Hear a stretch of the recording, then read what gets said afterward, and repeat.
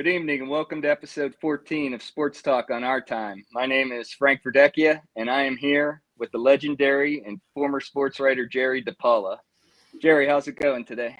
It's doing great, big weekend coming up. Steelers go to Dublin, and Pitt is going to go at home. It's going to be an interesting weekend for the local teams. And their backs, at least Pitt's backs against the wall after that horrible defeat to West Virginia. How about that West Virginia losing to Kansas? What was the score of that game? They got spanked. They got spanked hard. That doesn't look good for Pitt losing to West Virginia when they get spanked by Kansas. Well, like Narduzzi said, they didn't lose that, or West Virginia didn't beat them. They beat themselves. So I'm sure they love that in Morgantown, right? That's right. Virgil Salazzo would like Pat Narduzzi. Oh, they'd be friends. They break bread together. They drink wine together. Always saying what's on his mind. That's for sure. Keep that inside. We'll talk about that later, but tell me, you give me your impressions of the Steeler game, and I'll give you mine. I'll tell you, I had positive and negative. I just think, the defense, the 5 turnovers, like we talked a little bit earlier, that's the defense being a good defense right there. But they still have some issues stopping the run. They still have some other issues there. They really bailed themselves out. I think that the offensive line, positive, Rodgers didn't go down.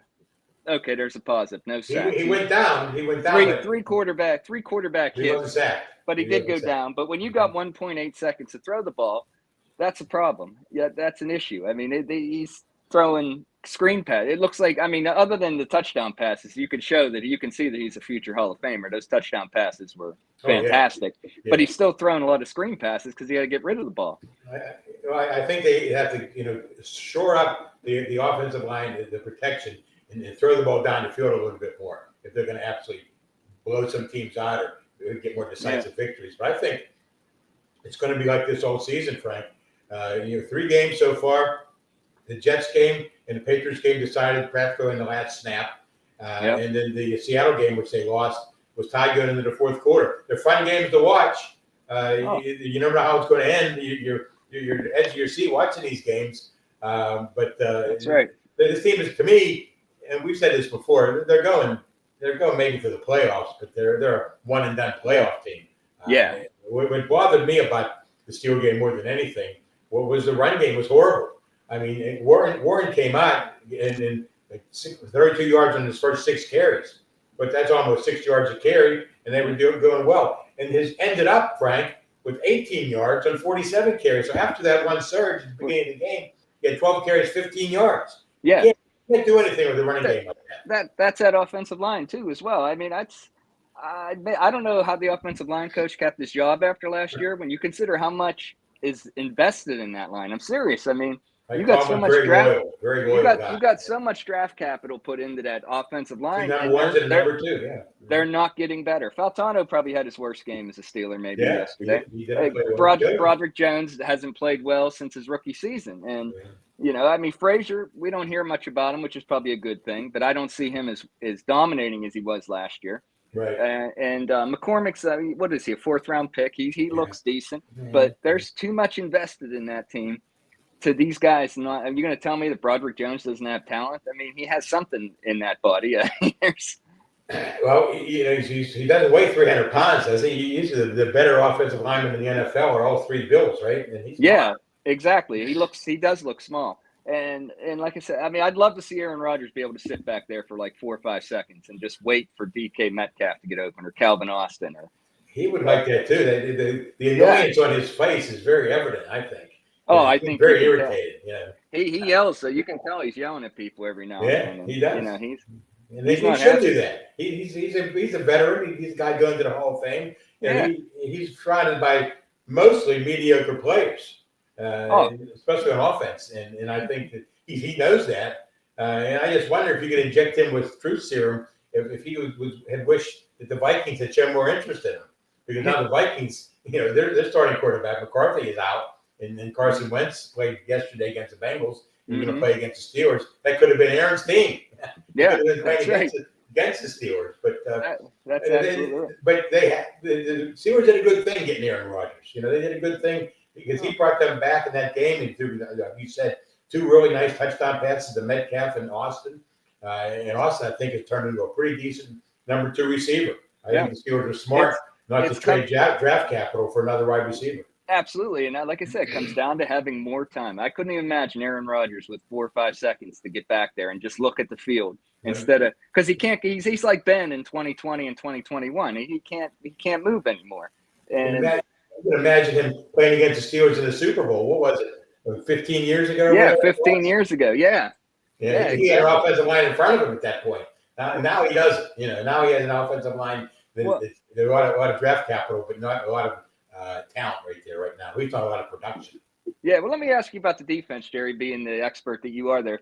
What do you make of it? 5 turnovers. We were just talking about this. I mean, you get 5 turnovers, but you still had some issues. But tell me what you think the turnovers mean. Well, I don't want to hear people saying that the Steelers got lucky yesterday because of all the turnovers. They created those turnovers.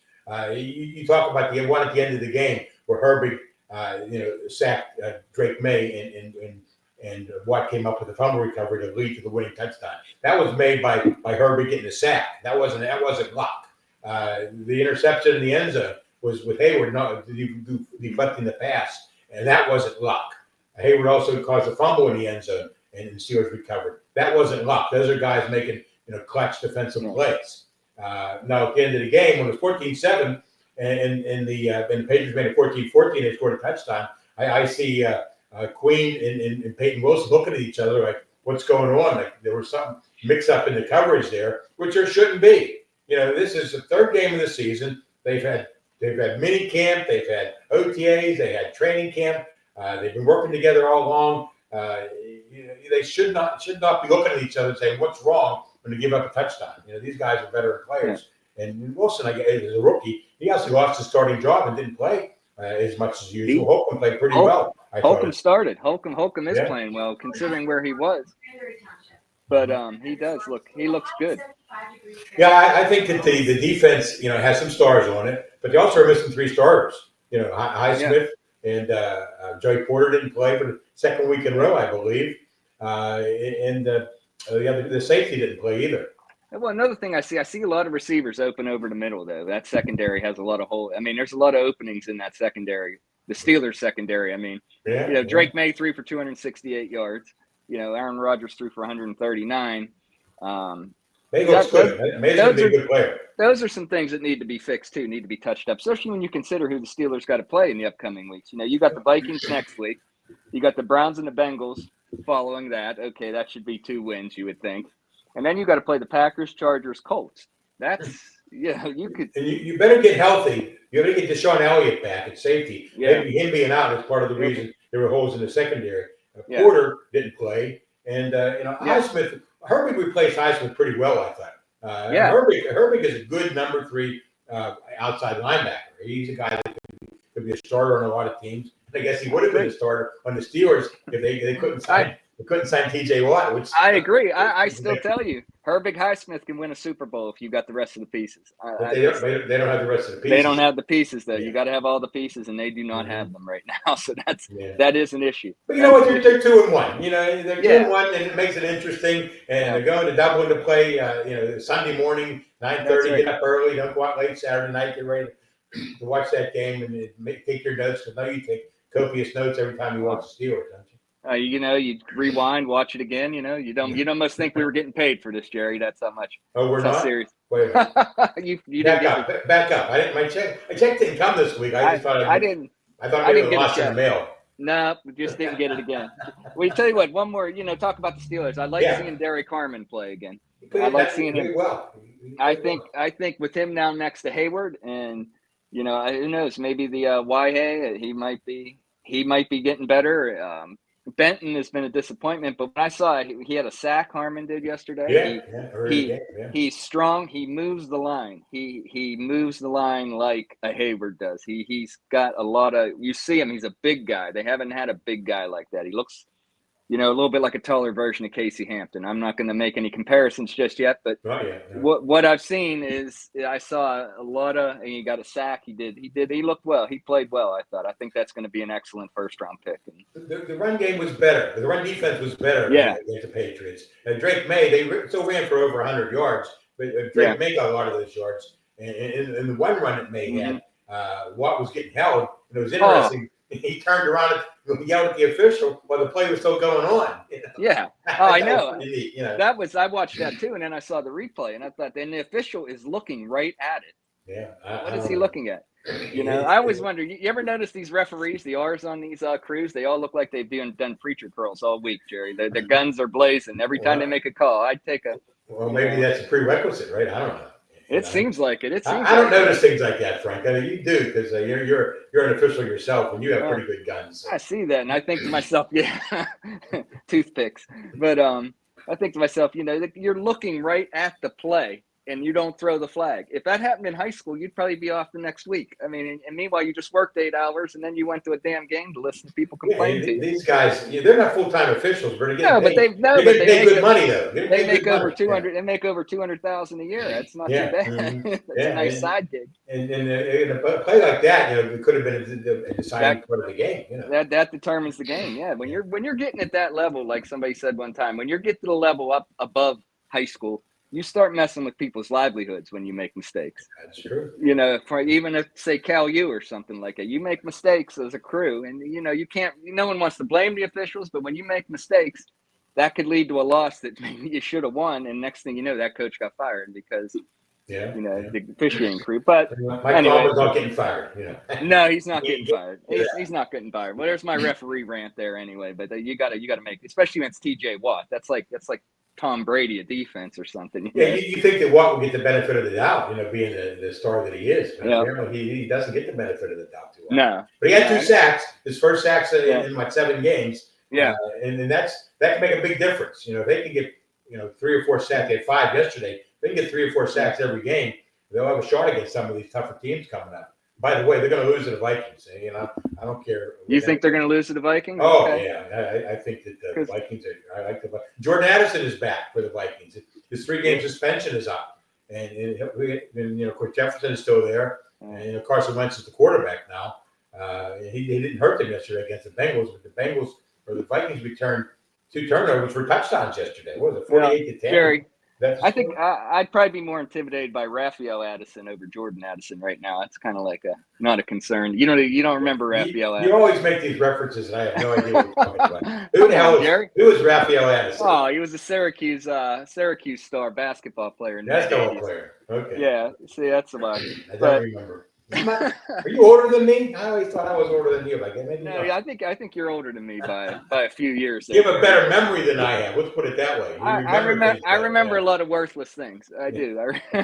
Raphael Addison's a worthless thing. Yeah. But like I said, I mean, the Steelers, the Browns scare me because the Browns give them a hard. Big win yesterday for the Browns. Yeah. They lost yesterday. They lost to the Packers yesterday. The Browns beat the Packers. They did beat them. Okay, and then the field goal at the end. And Judkins, the guy who wasn't signed until late because he had those legal problems, he ran for almost 100 yards. Jeez. Yeah, the Browns they're not a very good team, and I don't think we should be worried about them. But they did knock off the Packers, and the Packers were being talked about like they were going to the Super Bowl the week before. Yeah, Jordan Love hasn't done anything the last. That's the thing about the NFL. A team could play really well one week and work bad, and I think it turns around the next week. The Steelers played poorly against the Seahawks. They came back against the Patriots. Now we're talking here that the Vikings are going to win on Sunday in Dublin, but it's the NFL. Anything can happen. I agree that too, but you know what? By the end of the year, the good teams there's a lot of separation. That's true. We have a long way to go before the end of the year. There's a long way to go. Like the Steelers could be 10-3 at one point, and then lose their last 3 games or something, and then you'll see that separation when it comes time when they have to play Buffalo. With the COVID year, didn't they start 10-0 during the COVID year? Yeah. They got blown out by the Browns in the playoffs. Yeah. Exactly. There's.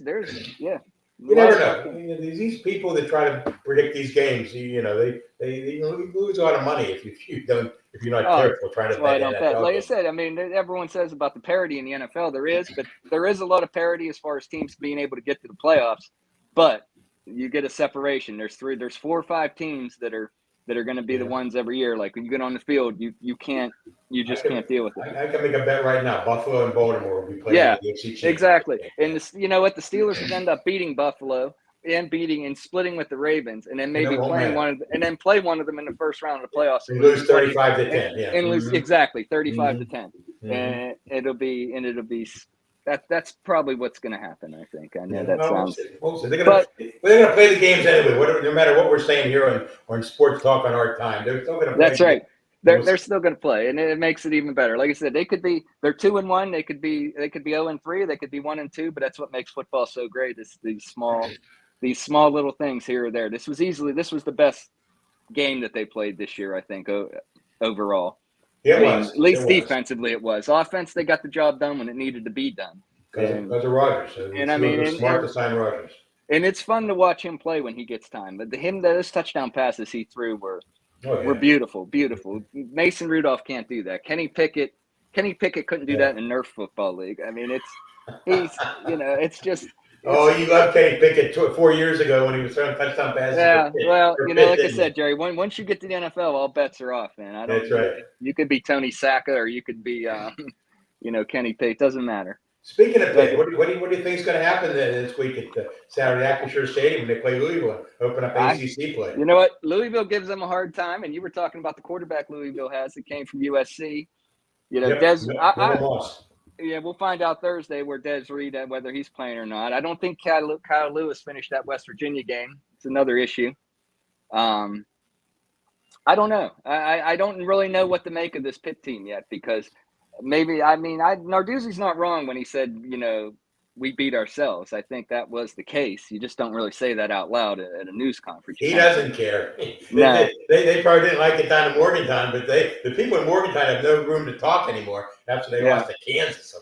Oh, geez, I know. That was a blowout. Well, that makes it worse for Pitt.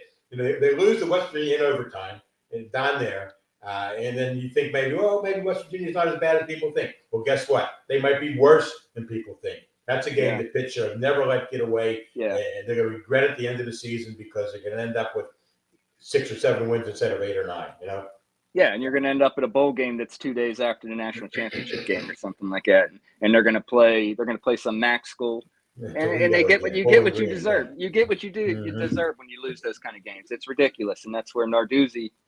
That's Narduzzi weakness right there. And, he was in rare form today. At the end of his news conference, I watched the video of it.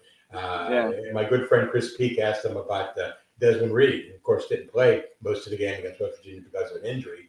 And he said, Reed's your leading rusher, your number one guy back there. Did he practice last week? During the off week. And and it's funny. Narduzzi doesn't get mad anymore at these questions, but injury questions. But he said he was out there. What else you got?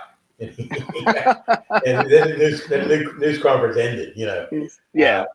But now he has to report injuries starting on Thursday because it's a conference game. And the ACC says you have to go Thursday, Friday, and Saturday. They have to put out injury reports. So we'll see. Today's only Monday, so he didn't want to talk about it today. But on Thursday, he's going to have to give some status to Desmond Reed. And they're not going to beat Louisville without their home run hitter. I really think that they're in big trouble with Louisville. Louisville's a good team. They're 3-0. They haven't beaten anybody. They beat Eastern Kentucky. They beat James Madison, and they beat Bowling Green. Yeah, I saw that. But Louisville has a history of giving Pitt a hard time. Absolutely. They do. They do, even whether they're good or bad. They still do. It's something. It's like those Syracuse teams in the '90s and early 2000s that used to always beat them. Troy Noon, Syracuse always found a way to beat Pitt, and that's an issue. And if Pitt loses, they're 2-2 then, like I said. And they're going to have a hard time defending Miller Moss. I think Miller Moss, is a transfer from USC. Interesting guy. He played against Louisville in the 2023 Holiday Bowl and threw 6 touchdown passes. Then last season, 2024, he starts the first 9 games for USC, and then all of a sudden they bench him when the team started to play poorly. But he did throw for 2,500 yards and 18 touchdowns, but 9 interceptions in only 9 games. And so maybe that's why they benched him and then transferred at the end of the season. But he did throw 9 picks in 9 games, so maybe Pitt can take advantage of that. They're going to have to.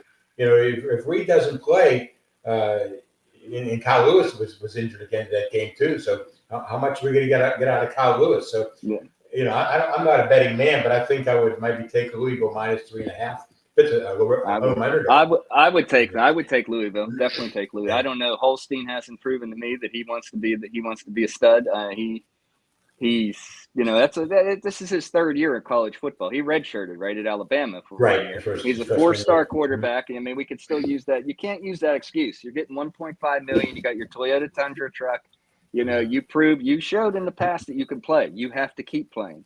That's I don't. You went to Alabama. You're a four-star guy. Act like one. Get out there and act like you want to be out there. Get out there and show that you can make all the throws. Make the plays that matter. Stop missing throws that a high school kid can make. Stop it. I mean, that cost. That was as important. That was bad. He had wide open.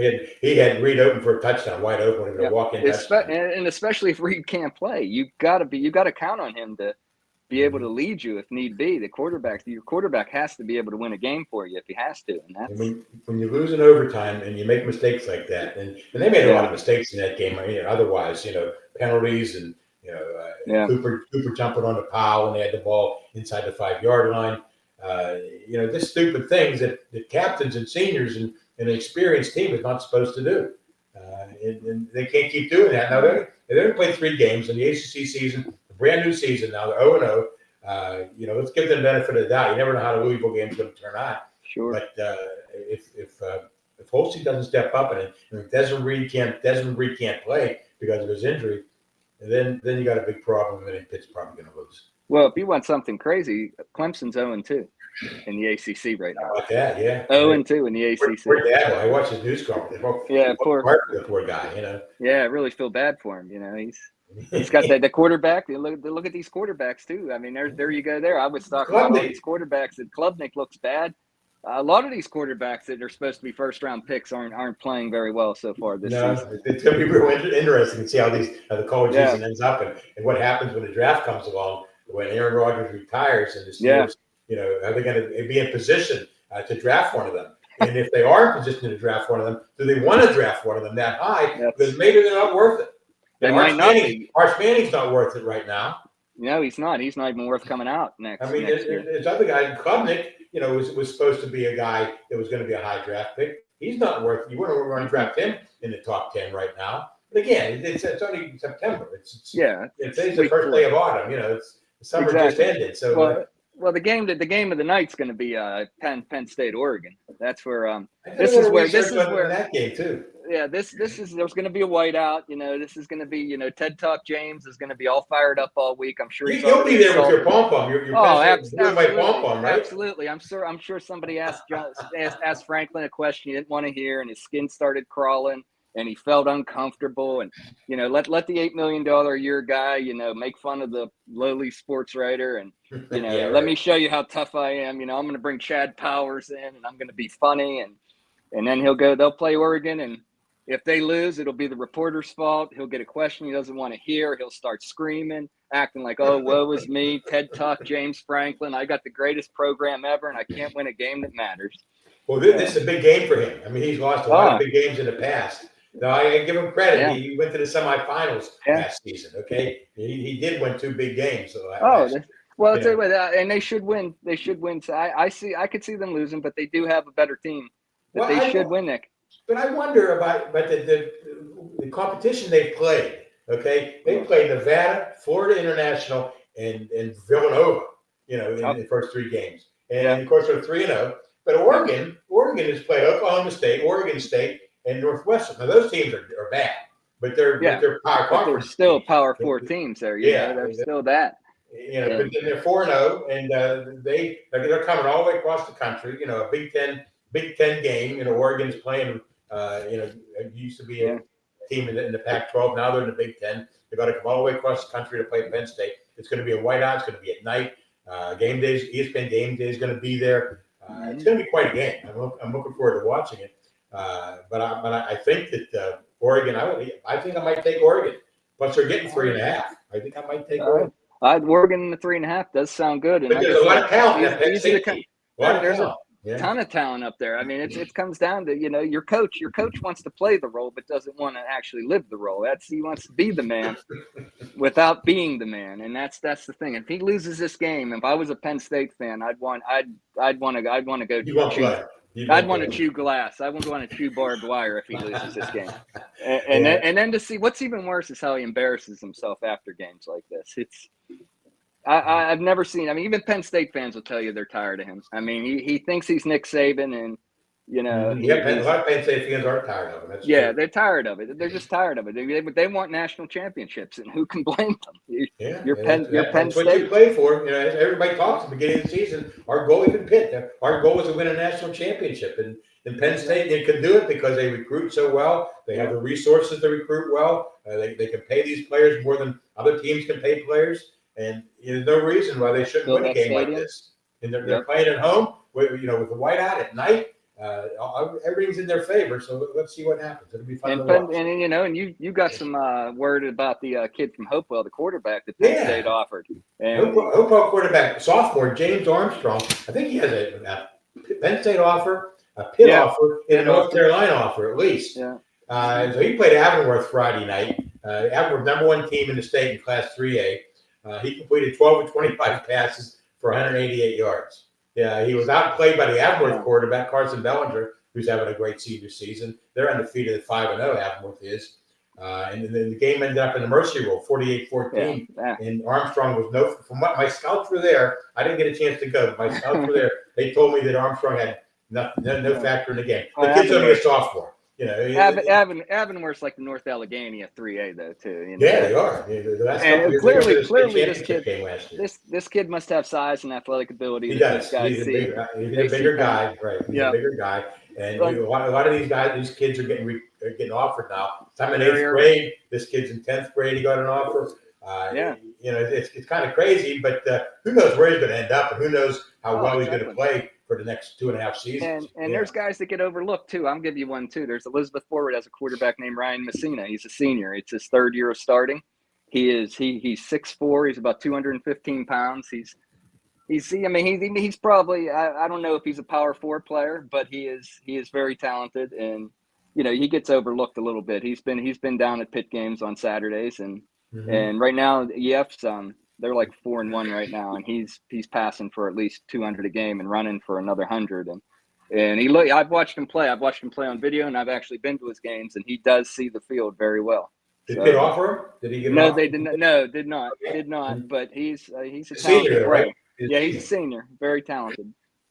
No, but it's tough. There's so many. And Pitt likes to go outside of WPIL. Let's face it, they don't really recruit a lot of WPIL kids. I mean, they have done in the past. Cam Lindsay is there. That was a big get for them. He's going to be a good for them. But. And I always say too that these guys are paid like the untrained eye like myself isn't the same as the guy who's making the scout who's making maybe $500,000-$600,000 a year, or the coordinator who's making $2 million a year. Those guys know they're paid those bucks to know what stands out to them and be able to see a kid at 15 and say, what's he going to look like at 20? And it's tough. Yeah. And the thing, I made this point maybe with you before, maybe not on the podcast, but Eli Holstein is only in his 3rd year. Kenny Pickett didn't become a great quarterback till his 5th year. Yeah, I know. Kenny Pickett he didn't have the pedigree either, though, that Holstein has, and that's another thing. The pedigree that Holstein has is a lot different than Pickett's, and I just think Holstein, yes, he's a young still, sure, but what I see him screwing up though, a guy of his pedigree should not be making those mistakes. You should not be missing easy plays. You should not be looking like like a deer in headlights. And sometimes that happens. He has to become dominant in the Louisville game and the Boston College game the following week, in order to fulfill the expectations that everybody has about him. And it's a shame. There's a lot of expectations, but that's what he signed up for. This is major college football. That's right. It's big business now. It's It's almost professional. No, not almost professional football. Professional football. It is. It is professional. 1.5 million a year. Earn it.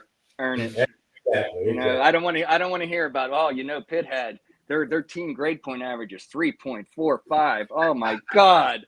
Oh my, that doesn't sell tickets. 3.45 grade point averages, Jerry. That's true. By the way, I can smell the raviolis. Yeah. So we've already gone almost 30 minutes. All right. Time for dinner. All right, Jerry. All right. Frank, it's my pleasure again to do this, and I can't wait for number 15. Number 15. That's right. All right, Jerry. Enjoy your week. Talk to you later, buddy. Yep. Yeah, bye.